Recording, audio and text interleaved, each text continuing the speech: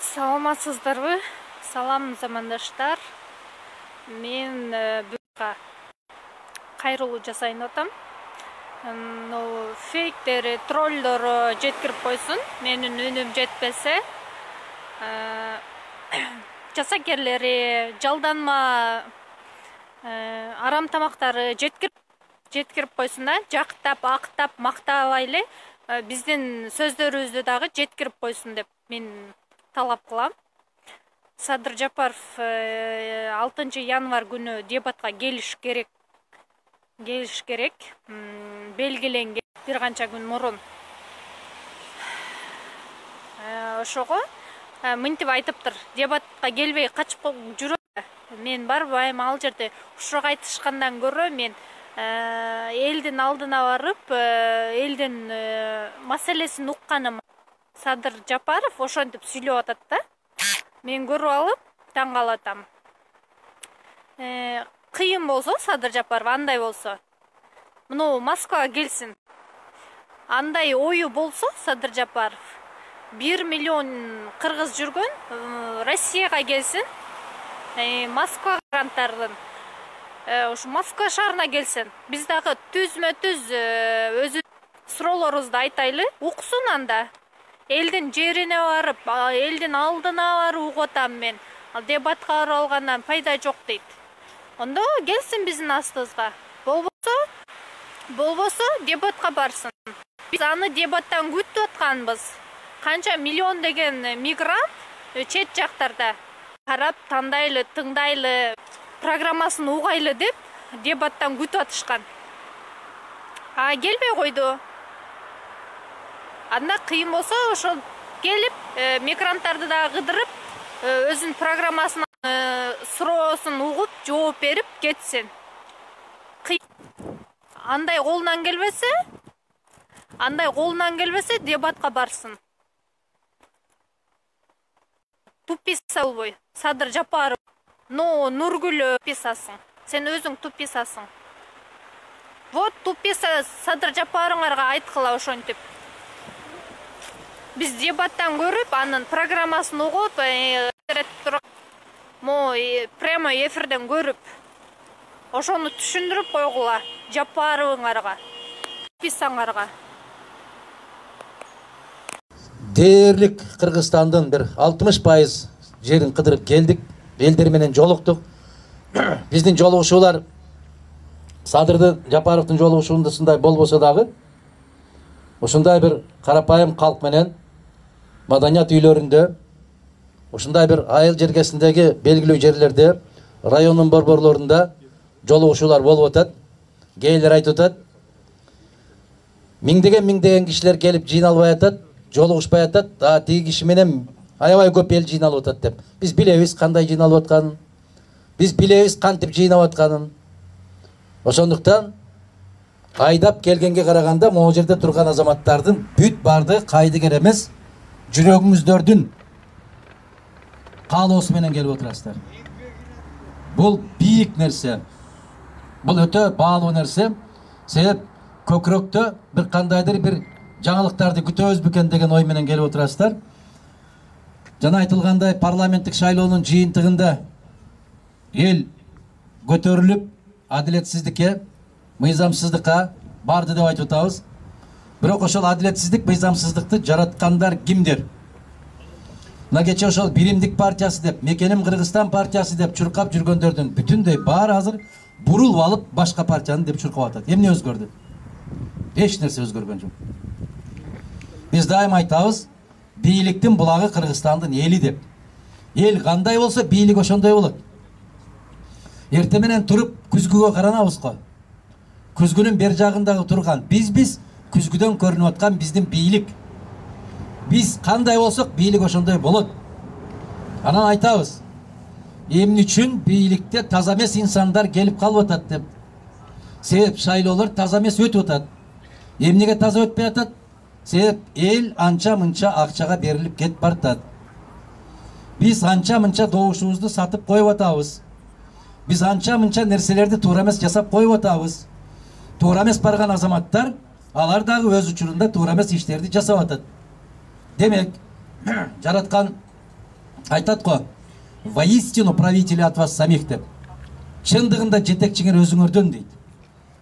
Бизде бийлик жаман эмес. Biz бийликти туура эмес жол менен курайбыз. Бийлик таза жол менен барбайт, арам жол менен шайланат. Же туура эмес айтамбы? Айтыңыздар. Айылдык кеңешке шайлоо өтөбү, жогорку кеңешке шайлоо өтөбү, депутаттыкка же президенттикке шайлоо өтөбү. Өткөндө биз кандай сезимдер менен шайлап атабыз? Эмне берет экен деген сезим менен шайлайбыз. Канчадан берет экен деп шайлайбыз. Адамдын акылы бар экен деп. Мына азыр Кеңеш Дүйшөбаевич айткандай, академиктер чыккан жер. Эмнеге?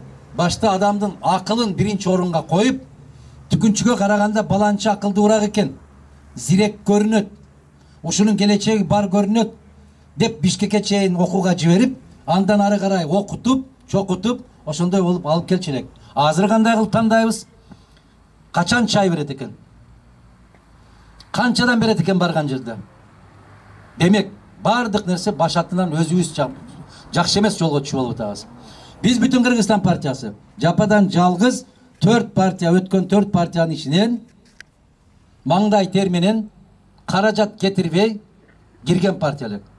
Кирип ун чыкпай олтуруп алсак жарашмак. Биз өттүк, калган эмне болсо ошол болсун деп. Жок. Өткөн партиялардын арасынан биз жарыяладык. Шайлоо маданиятсыз, мыйзамсыз, туура эмес жол менен өттү, жыйынтыгын жокко чыгарышыбыз керек деп. Эмне үчүн? Бизге мандатка караганда тазалык, мыйзамдуулук бийигирээк турду. Бирок аянтка чыккан эл өкмөт кетсин, президент кетсин деп талап койгон эмес. Эл парламенттин жыйынтыгын жокко чыгар деп чыкты. Орто жерден шылуундар пайда болуп, эмне болуп кеткенин баарыбыз күбө болуп атабыз. Эмне үчүн биз менен Казакстан сүйлөшпөй атат? Эмне үчүн Россия сүйлөшпөйт? Өзбекстан, Тажикстан, башка өлкөлөр сүйлөшпөйт. Эмне үчүн? Мыйзамсыз бийлик деп атат. Мыйзамсыз. Бул төңкөрүш эмес. Бул революция эмес. Бул мыйзамды басып алуу деп белгилешип атат алар. А чындыгында ошондойбу? 100% ошондой. Мыйзамды, бийликти мыйзамсыз басып алуу. Анан мен таң калам. Кече ушул биримдик менен мекеним Кыргызстан деп жүргөн азаматтар бурула калып туруп, азыр ушул Жапаров деп чуркап жүргөндөн таң калам мен. Арабызда да болсо керек, бири-бирибизди тааныйбыз го, жакшы көрөбүз го. Туурабы? Бир ай башта кайда жүрдү эле? 2 ай башта эмне деп атты эле? Азыр кандай болуп калды? Ошондуктан мен жалпы элибизге туруктуулукту каалайм. Адилеттүүлүктү каалайм.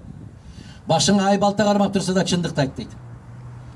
Биздин түбүбүздөн тамырыбызды курутуп аткан жаман сезимдер кайсылар? Мен эмне пайда табам? Айылым эмне пайда табат эмес. Өлкөм эмне пайда табат эмес. Мен эмне пайда табам? Эгерде мына Россиянын президенти Путиндин бир жакшы сөзү бар. Ядролук согуш башталса дейт. Журналист суроо берип атат. Америкалык журналист эмес, кинорежиссер. Ушул суроо берип атат да. Ядролук согуш башталса дейт. 5 держава бири-бири четте калбайт, ага жооп берет дейт. Ал жооп берген болсо, аалам жок болот дейт. Дүнүйө жок болот дейт.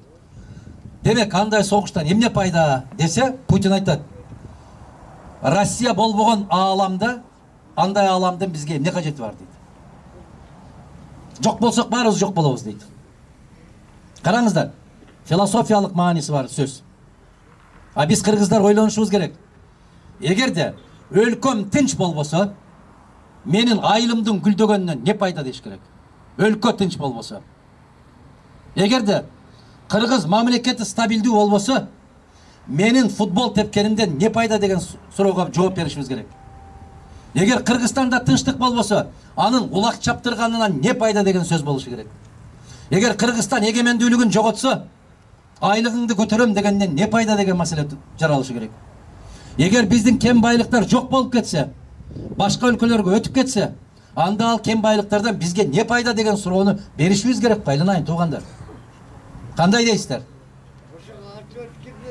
Oşoğa atvetti el veriş gerek. Oşoğa жооп бере турган жигиттерди, кыздарды көтөргөндү билишибиz керек. Бизге эмне кылып берет экен деген суроону айтпашыбыз керек. Мага эмне кылат деген суроону коюшубуз керек. Аны токтотушубуз керек. Биз айтышыбыз керек.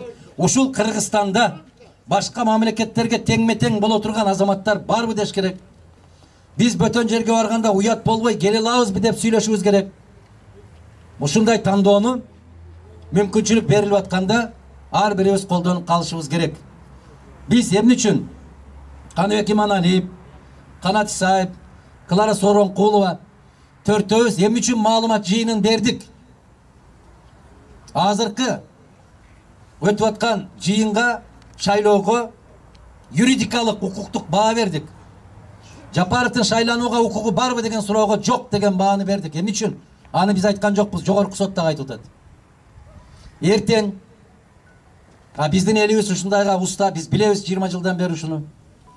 Кезинде эмне айтпадыңар деген суроодон бербешиңиздер үчүн бердик биз. Биз Борбордук шайлоо комиссиясына тийиштүү кагазды бердик.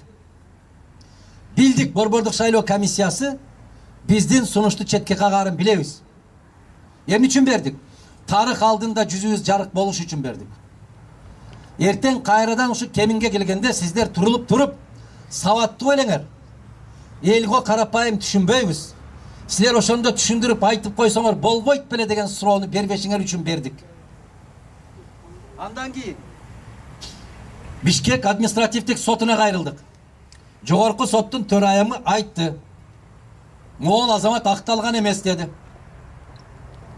Айттыбы? Аны Иманалиев же Исаев айткан жок да. Жогорку соттун төрайымы айтып атат. Акталган эмес деди. Акталбаган киши Кыргыз өкмөтүнүн жетекчиси болуп шайланууга укугу жок деп турат. Премьер-министр болуп, анын милдетин аткарып аткан киши президенттикке бара албайт деп турат. Мына Канат Исаев эмне үчүн жогорку кеңештин төрагасы болуп туруп, төрагалыктан өз эрки менен кызматтан кетти. Эмне үчүн? Себеп президенттикке барам деген ниети бар экен. Конституцияны бузбайын, төрагалыктан кетейин, бардык шайлоочулар, шайлануучу талапкер катарында мен да ушул бир укукта болоюн деп кызматтан кетти. Президенттин милдетин аткарып аткан жигит кеттиби кызматынан? Кеткен жок. Демек, Конституция одоно түрдө бузулдубу? Чексиз бузулду. Эгер ушундай жол менен кете берсек, дагы да мыйзамсыз талапкерди эртең шайлап алсак, биздин кошуналар тааныйбы кыргыз бийлигин? Тааныбайт. Биз менен мамиле курабы? Курбайт. Сурайт бизден. Эмне үчүн дейт ун кымбаттап кетти? Эмне үчүн май кымбаттап кетти деп сурап атат эл. 320 сом турган май азыр канча болуп калды? 760-780 болуп атат. Демек 100%га көтөрүлдү. Эмне үчүн деген суроо туулуп атат. Ага жооп бериш үчүн биз акыл калчаганды билишибиз керек. Биз Кыргызстан көптөгөн тамак ашты өзүбүз өндүрбөйбүз. Бизге сырттан келет. Эгерде алар кайсы бир деңгээлде кысып койсо, бизде таңкыстык жаралат. Жетишпестик, дефицит десе түшүнөбүз го? Таңкыс дейт ошону Кыргызда.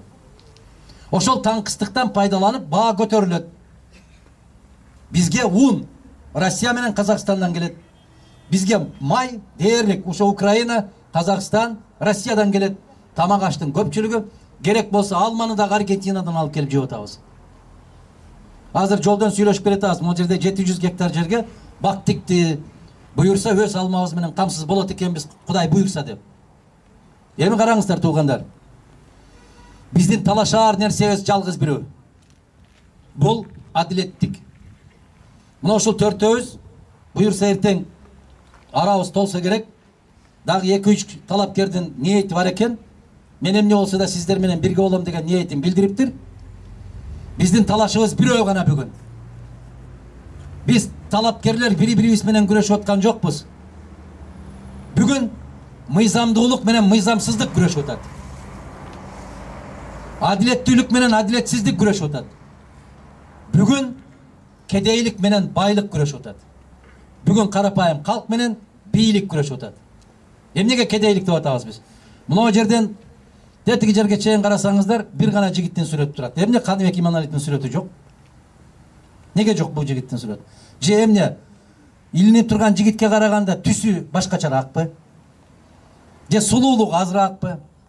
Же акылы кемирээкпи? Же бою кыскараакпы? Эмне үчүн бул жигиттин сүрөтү жок? Эмне үчүн канаттын сүрөтү жок? Эмне үчүн экенин айтып берем азыр. Ошол илинип турган сүрөткө мугалим болсоңуз эжеке сиз 30 ай иштешиңиз керек. Жебей ичпей. Bir сүрөткө. Сен Бишкекке илип коюп, bir жылмайып турган сүрөтүңүз тетигинде турган 150 000 сом. Элестеткилем. Bir мугалим 30 ай иштеш керек, жебей ичпей. А тиги жигиттин сүрөтү канча турат Кыргызстан боюнча? Эсептеп көргүлө. Могул фильмге тартып аткан жигиттер кече Жээнбековке каршы сүйлөп аткандарды тартып турган ушундай болуп кыйшайып. Бүгүн Садырга сүйлөп аткандарды тартат. Эртең Канатка сүйлөп аткандарды тартат. Анан Мадумаровка сүйлөп аткан. Буларга баары бир да. Ушундай деп коет да. Себеп бул кайдыгерликтен улам пайда болот эжеке. Мына ошол 150 000 сом жоктуктан эмес. Мүмкүн бир эки жерге илгенге баарыбыздын күчүбүз жетет. Бирок жана сөздүн башында айтылгандай 2020 жыл Кыргыздын залкарларын жоготкон жылдардан болду. Керемет инсандардан айрылган жылдарыбыз болду. Бизде илгери Кыргыздын каада салты боюнча чоң жоготууларга учураганда 1 жылга чейин тойду өткөрчү эмес. Туурабы абалар? Аксакалдар айткыла. Энелер ушундайбы? 1 жылга чейин тойду өткөргөн эмес. А бүгүнкү күндө ушундай болуп калды. Тиги көрүстөнүн топурагы муздабай туруп, той тамаша өткөрө бере турган болуп калды. Касиетибиз кетип калды. Мына ошонун эсебин чыгарып көргүлө. Биз калган 17 талапкер биригип 50 миллион сомдун тегерегинде каражат жыйын алып турмуш. Bir жигиттин каражаты ошол 17 талапкерден көбүрөөк экен. Биз ал жигиттен айырмаланып сыртта жүрдүк эле, анча-мынча иш кылбаттык эле го. Кандай дейсиздер? Кече Исхак Масалиев айткандай, чыга калып 2 айда миллионер болгон кишини биринчи жолу көрүп атам дегендей да. Ушундан улам сиздер жыйынтык чыгарыңыздар. Ал кишинин өзүнүн үйүндө эмес акча чыгара турган жер. Берип атат, айтып атпайбы, кустуруп атабыз. Кусканы өлкөнүн казынасына эмес, мүмкүн бир эки достун чөнтөгүнө түшүп аткандыр кусканы. Бирок алгандын бермеyi бар. Ким канча берген болсо, эртең ошону кайтарып алышка үмүт кылат. Кызмат берип алат. Же башка жерлерди берип алат. Ошону сиздер туура тандоо жүргүзүңүздөр. Өз эркибиз өзүбүздүн колунда болгонду насип кылсын. Мен кайынча жерде жыйын өткөрдүм, бир да жерде Мадумаровка добуш бергиле деп айткан жокмун мен. Бардык жерде айтам. Тек гана айланайын кыргызым, кайдыгер болбо. Өз өлкөңдүн келечегин, балдарыңдын келечегин өзүң тандап алчы айланайын. Бирөөгө бербечи тандоону. Өзүң танда. 6 жылда бир келмей шайлоо экен. Көздү жумуп барып 2 сааттык уйкуну кыйып 1 саатка басып барып өз тандооңду билдирип келчи кыргызым. Ушуну жасай алабызбы? Эмнеге кече шайлоодо карасаңыз, Кемин районунда шайлоочулардын саны башка, шайлоого катышканы башка. Эмнеге? Барган жок. Ашып барса 50-60% барат экен. 10 кишиден 6 киши барат экен, 4-төө үйдө калат экен. Эмнеге? Кайдыгер. Эмне болсо ошол болсун. Мен суранам сиздерден, келиңиздер. Кимге добуш берсеңиздер дагы өзүңүздөрдүн тандооңуздарды аткарыңыздар. Адамдык позицияны аткаралы. Бул милдет. Жараткандан берилген чоң олжо. Сиздин добушуңуз өлкөнүн тагдырын чечет. Дайым жакшылыктарда жолукканды насип кылсын. Жамандыктардан Кудай сактасын. Асман жерден келүүчү балелерден, куру доомат жалган жалаалардан кургасын. А бизде азыр жалаалар күн сайын куюлуп атат. Башыбыздан ылдый. Окшогону да, окшобогону да куюлат. Аларга да жараткан инсап берсин. Элибизде ынтымак, жерибизде токчулук болсун. Чоң рахмат.